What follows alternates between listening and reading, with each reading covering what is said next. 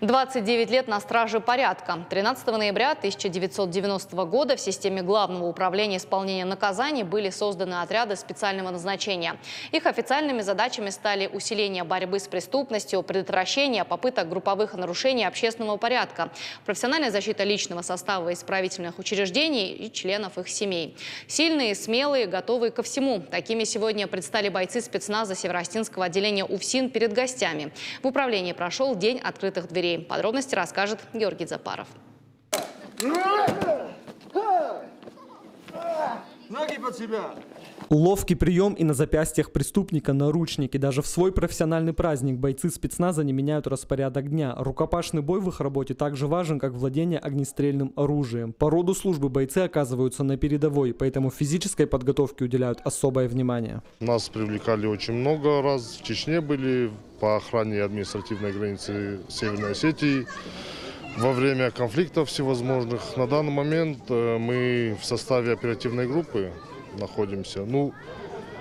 Разглашать все не буду, но нас в любой момент могут привлечь для подавления всевозможных бандформирований и всего остального. Следующий этап – десантирование с БТРа. Отрабатывают штурм захваченного террористами здания. Бойцы говорят, за время работы научились по глазам понимать друг друга. В боевых условиях нужно действовать быстро и слаженно. Задача – застать бандитов врасплох и сохранить жизнь заложников.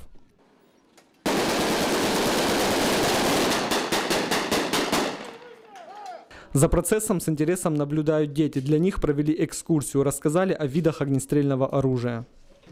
В арсенале у бойцов спецназа современное оборудование: пистолеты, автоматы, снайперские винтовки. Одна из передовых разработок – пистолет-пулемет «Витязь-СН».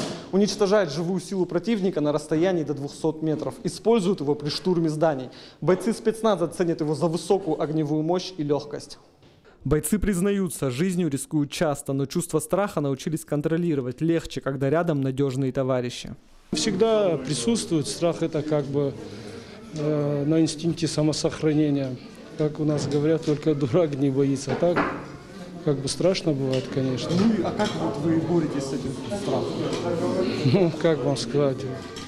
Пытаемся все перебороть, главное не паниковать. А страх – это нормальное чувство в человеке, которое тебе, как вам сказать, сохраняет тебя. Но трусость, страх и трусость – это две разные вещи. Спецподразделение было создано в 90-е годы. Основная задача – борьба с терроризмом. За годы существования его сотрудники выполняли самые сложные задачи, неоднократно участвовали в боевых действиях в Чечне и других горячих точках. Георгий Запаров, Александр Каджаев, Новости Осетии.